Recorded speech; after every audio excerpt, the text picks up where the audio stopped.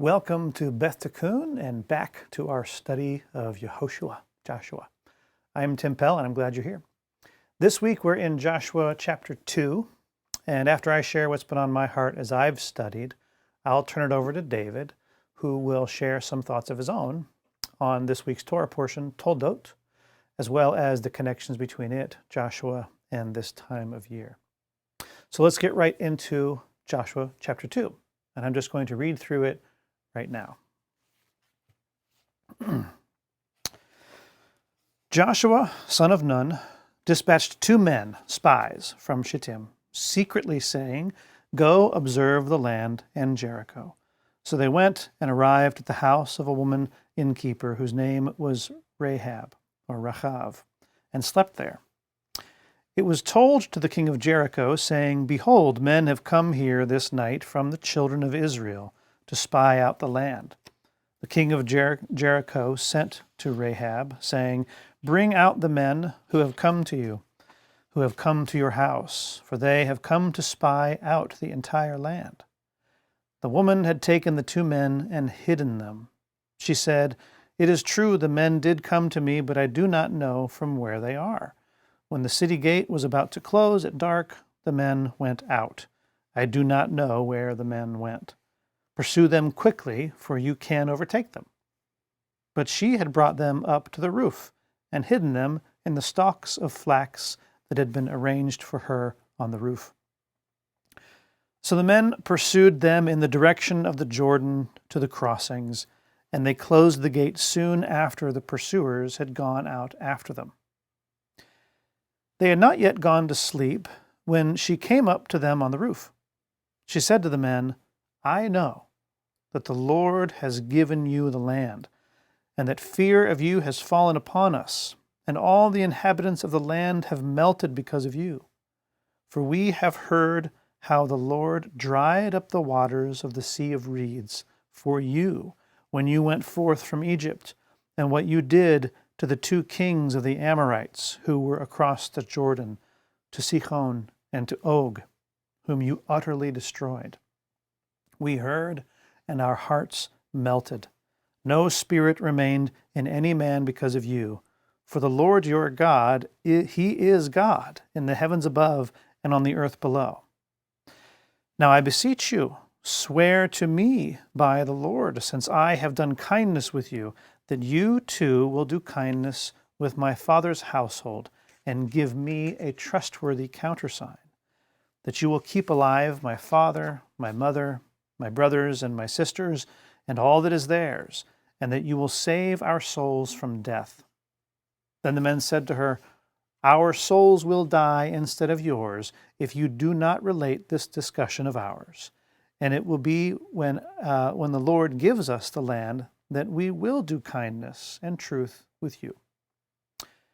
She lowered them by the rope through the window, for her house was in a wall of the fortification, and she lived in the fortification.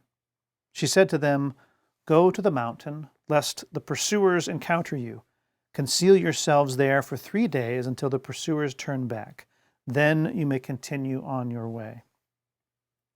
The men said to her, "We are absolved from this oath of yours which you made us swear, unless, behold, when we come into the land, you shall tie this cord of scarlet thread in the window through which you lowered us. And your father and your mother and your brothers and your father's entire household you shall bring into you, into the house. Then it shall be that anyone who leaves the doors of your house for the outside, his blood will be on his head, and we will be absolved. But regarding anyone who will be with you inside the house, his blood will be on our head, if a hand will be laid upon him. But if you relate this discussion of ours, we will be absolved of your oath that you have made us swear." She said, "As you say it, so it is." She sent them forth, and they went, and she tied the cord of scarlet thread in the window. They went and arrived at the mountain and stayed there 3 days until the pursuers turned back. The pursuers searched along the entire way, but they did not find them. The 2 men then returned and descended from the mountain. They crossed the Jordan and came to Joshua son of Nun and told him all that had happened to them. They said to Joshua, "The Lord has given the land into our hands, and all the inhabitants of the land have even melted because of us."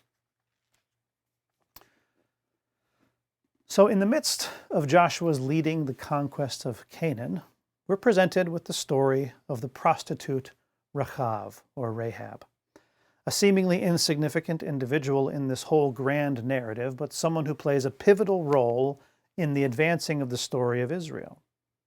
But before we get into Rahab herself, let's go back a little ways. How about 40 years?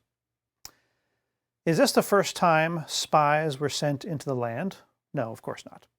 The first time spies were sent, it was 40 years prior, when the 12 were sent by Moses to observe and report. We all know the story. We know, of course, that it ended in disaster and that the Israelites were to spend the next 40 years in the wilderness as punishment and refinement. An entire generation of the Israelites, save for Joshua and Caleb, were not to enter the land. So what could have been the Israelites' conquering of the land, and particularly Jericho, 40 years prior, didn't happen. And the Canaanites were given a 40-year stay of execution, so to speak. What's interesting to note here is that these 40 years were not only for Israel's benefit, but for the benefit of the people in the land of Canaan as well. Think about it. While Israel was being led through the wilderness by their firm but loving father, learning and growing as they went, word was spreading of what God was doing for and with them in the wilderness. How God led them out of Egypt, how God fed them, how God fought for them, how God preserved and strengthened them. If this was being spread, word may have also been spreading that this great nation had almost conquered Canaan once, but had been diverted by their God for a time. In other words, to the Canaanites, a great and dreadful force was looming out there in the wilderness, and the uncertainty of if and when they would flood in, overtaking their land and people, would have only been building those 40 years. So the Canaanites have a choice of how to respond to this, because Israel and Israel's God are coming. Now we come to Rahab.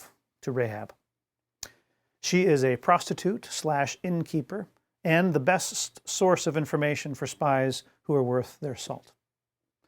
She has lived these last 40 years with the stories of the children of Israel, and her response to the two spies coming to her is to tell them what they need to know and protect them. But why would she do this?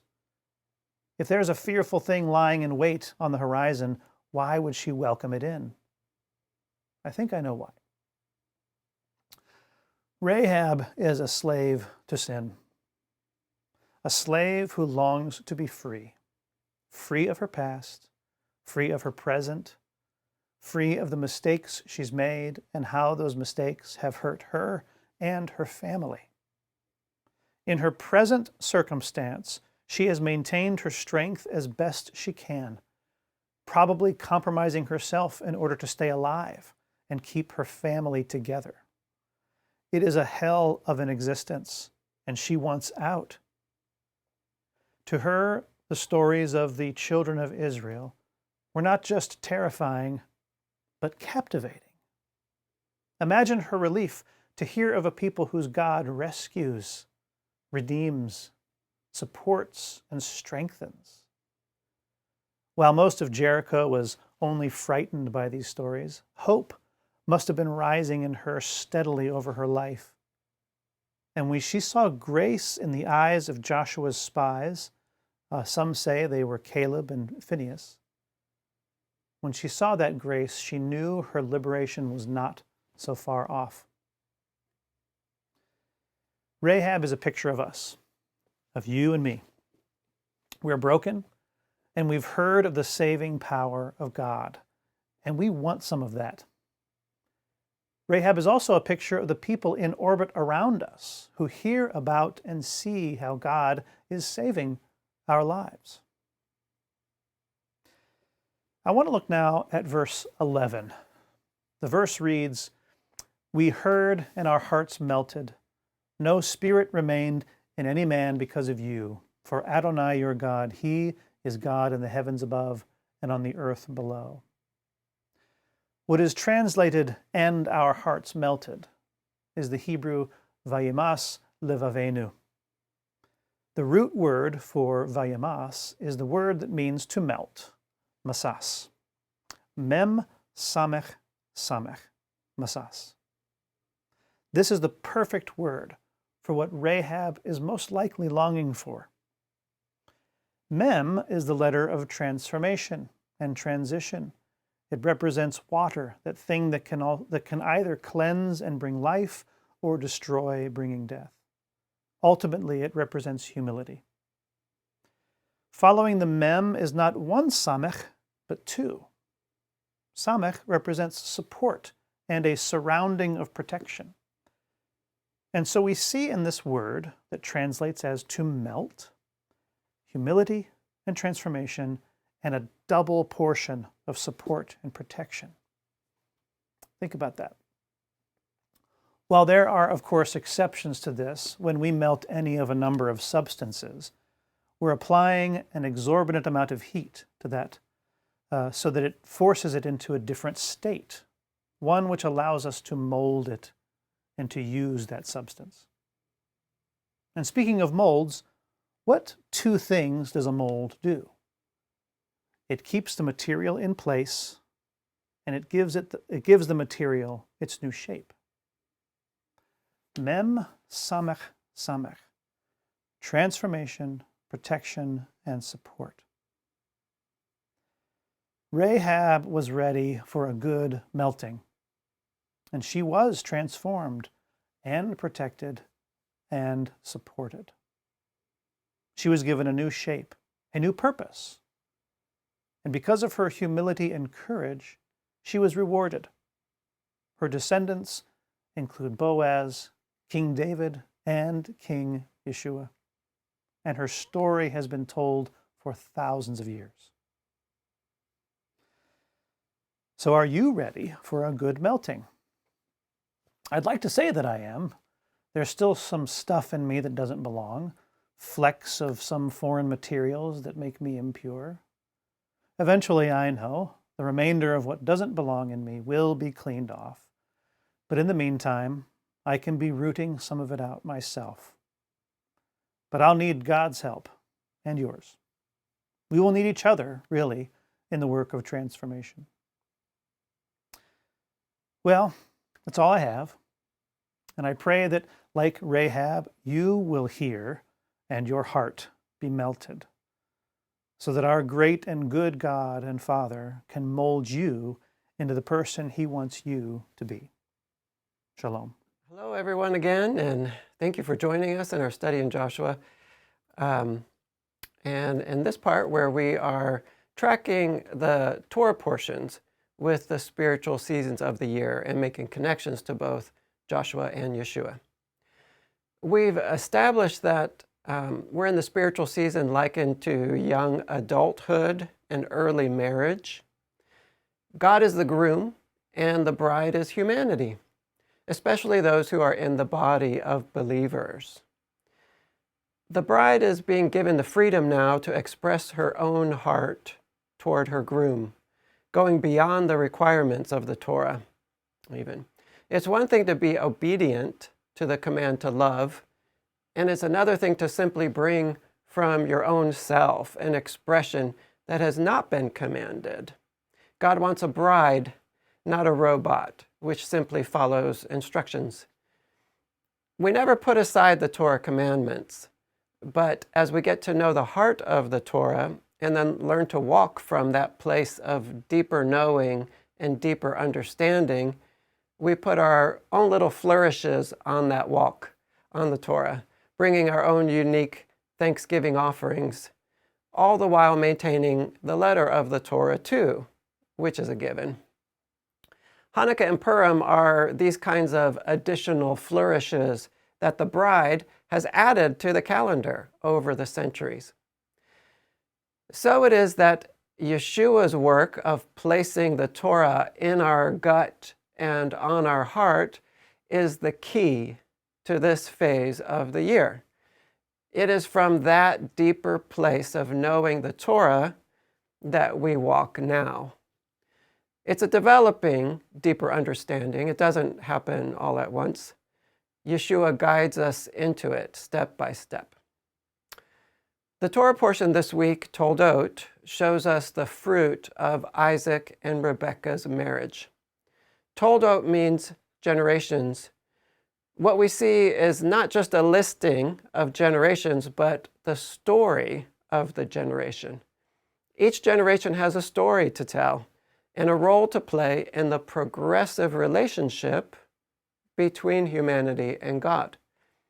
So let's turn to the Torah portion now. Toldot begins with Rebekah's barrenness and then pregnancy and the birth of Jacob and Esau. Esau is the firstborn, but he despises his birthright, selling it to Jacob for some red stew. Next, God repeats to Isaac the promises he gave to Abraham.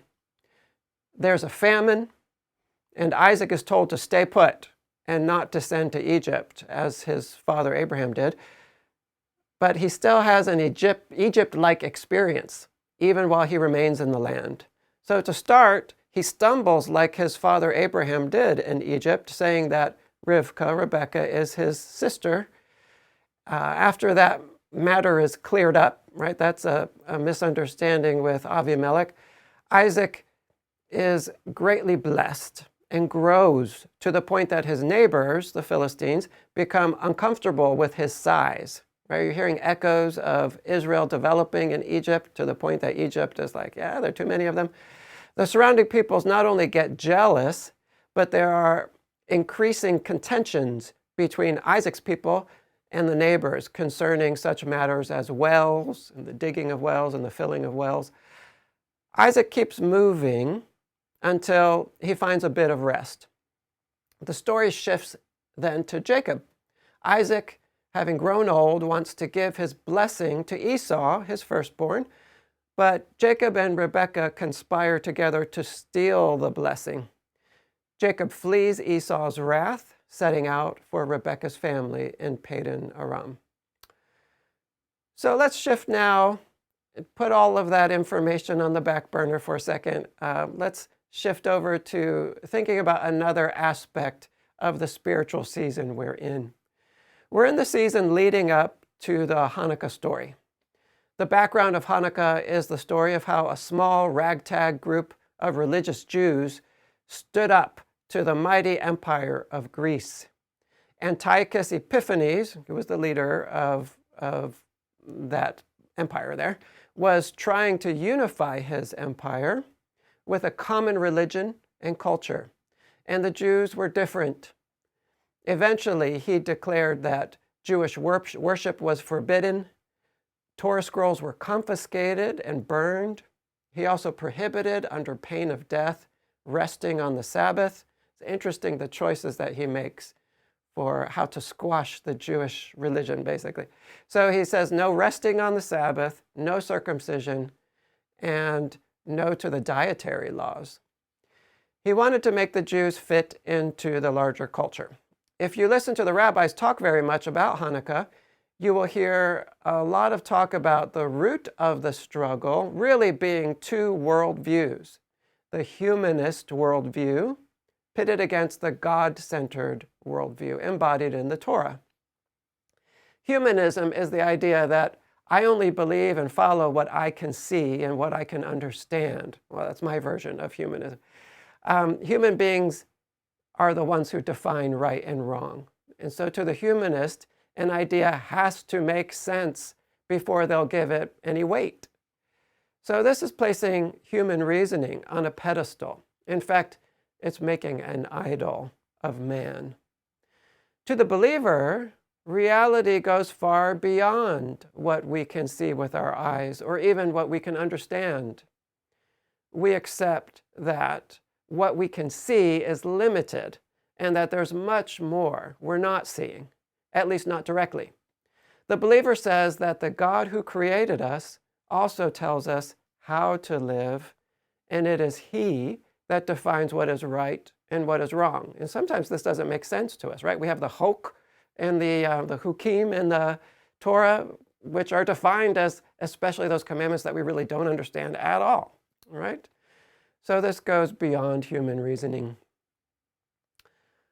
Christians in particular even emphasize a personal relationship with the Creator, right? Like we can talk with Him even, and He can talk to us.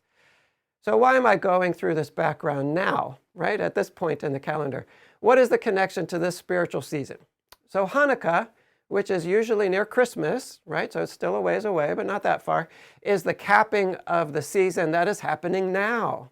The whole Hanukkah story includes a whole series of battles with this human-centered cultural worldview, and the cleansing of the temple and the miracle of oil is just the end of that story. We are in the Hanukkah season already. We should already be feeling the Greeks breathing down our necks. So what does any of this have to do with Torah portion Toldot? In Toldot, Rebecca senses a fighting happening within her. What is she told? She's told that two nations are within her and they're butting heads. Esau is connected to Rome, and Rome is the heir of Greece. Jacob is obviously connected to the Jews and the Torah. So Jacob is later given the name Israel, which is where the name of the nation is derived. Rebecca experienced two worldviews wrestling within her. In a way, we're seeing the origins of the Hanukkah story right here in Parsha Toldot. Of course, it all begins earlier, but here is where we're really starting to see it manifest. These twin brothers are very different, both in how they look physically and in what they value. So, of course, they were fraternal twins. It's critical to recognize in this portion that Esau doesn't value his birthright. So what is the birthright? The birthright is simply the status of firstborn, which comes with certain responsibilities for the family and also certain privileges. Think of the difference between Prince William of England, the firstborn, and Prince Harry II. Sure, Prince William will be king one day, and so that's a privilege, and he likely inherits more wealth than Prince Harry. But he also has to take over a vast amount of responsibility and make sure everyone's cared for, and that the family and the monarchy continues in a healthy way. Most would see the firstborn status and the firstborn's birthright as a kind of mixed blessing. It involves a whole lot of service, a dedication to the welfare of the family that the secondborn simply doesn't have to worry about. The firstborn gets a double portion for his inheritance, but the secondborn is free to do what he wants. The firstborn is locked into self-sacrificial service. And this is the spiritual life, right? That firstborn has to serve the family. It's locked into that position. And this is what Jacob wanted, and it's what Esau despised. So Esau thought so lightly of this that he traded the birthright for a bowl of red stuff, right? Red, the color of earth, the color of the physical, material world. And this is where Esau gets his nickname, Esau the Red, right? Edom. The Torah is telling us this week that a battle is revving up, flaring into life. It's starting to become concrete now. And it's assuring us that Jacob does prevail in the end, just as the Maccabees prevail in the Hanukkah story.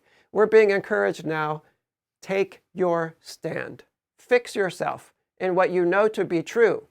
Make a line that you will not cross.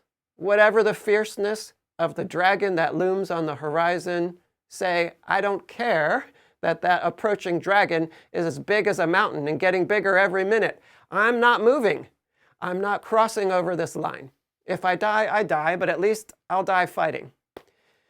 Do whatever you have to do to choose the invisible God over human reasoning now and ready yourself.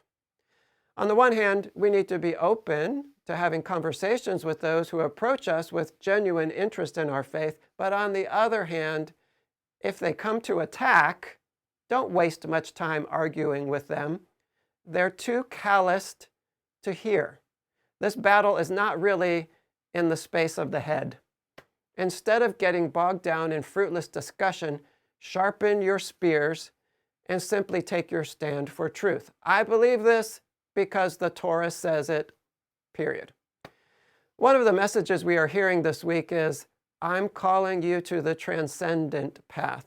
Even if others are ridiculing and sneering and saying what you're doing doesn't make sense, you answer back, Jacob defeated Esau, the Maccabees defeated Greece, and the Messiah and his Torah will defeat everything. I take my stand with him. Such is the nature of the battle that is starting to rev up at this time with this Torah portion. The clash we see in Jacob and Esau during this week is the battle that ends in Hanukkah some weeks from now. And what a beautiful ending to this story. Let's go there to Hanukkah for a minute. If a lost one is walking down your frozen street on the first night of Hanukkah, he might be privileged to see in your window the appearance of a tiny shamash and one more light on the end of the menorah, the first light of Hanukkah. They're just pinpricks in the vastness of the world of gloom and shadow, but it's the beginning of something warm and bright penetrating that world. And as he walks by the next night, another little light joins the first, and another, and another, and another.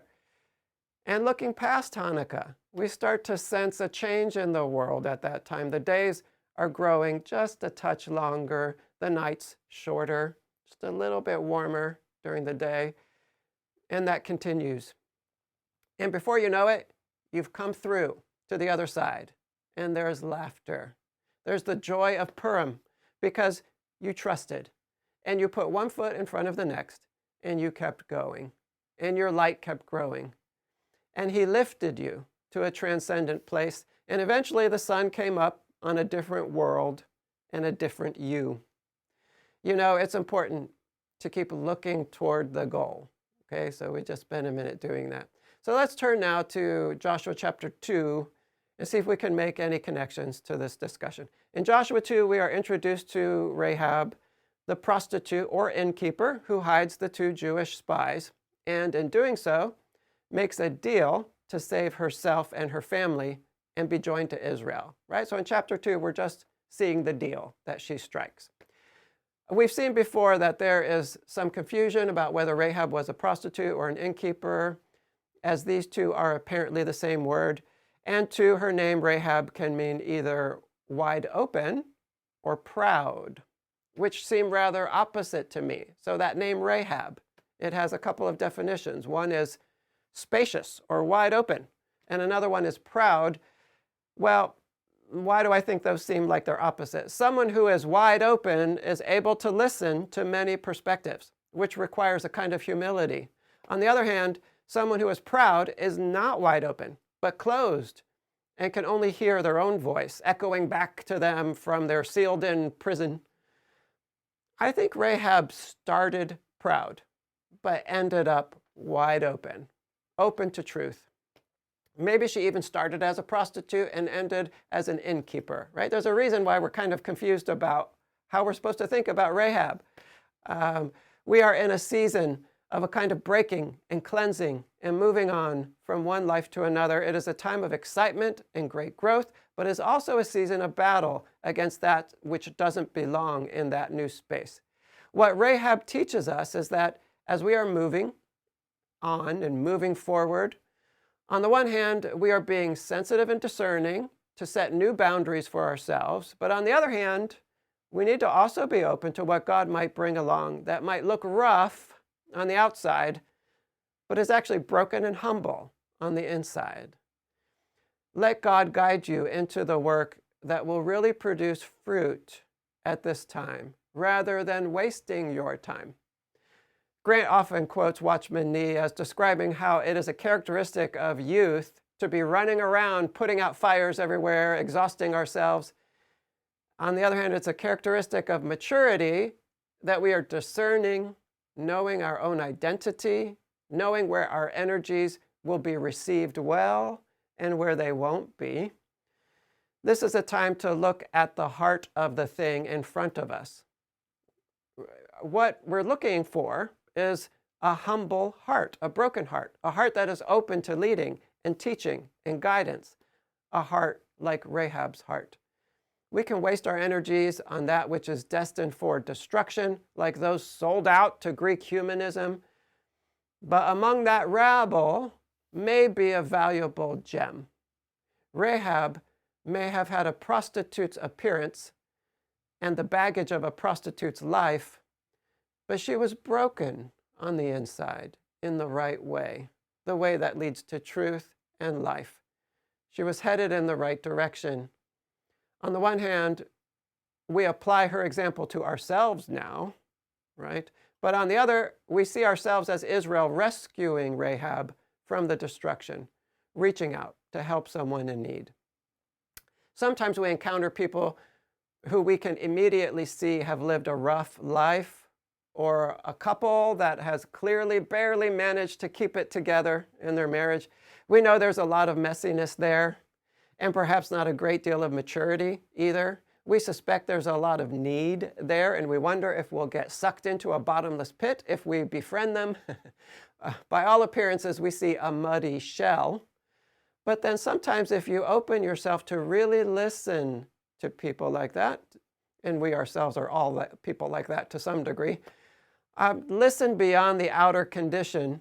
If you listen to the heart and you hear regret and you hear a brokenness and an openness, and you sense that God has brought them to you because you have something to offer them that they need, bring them in.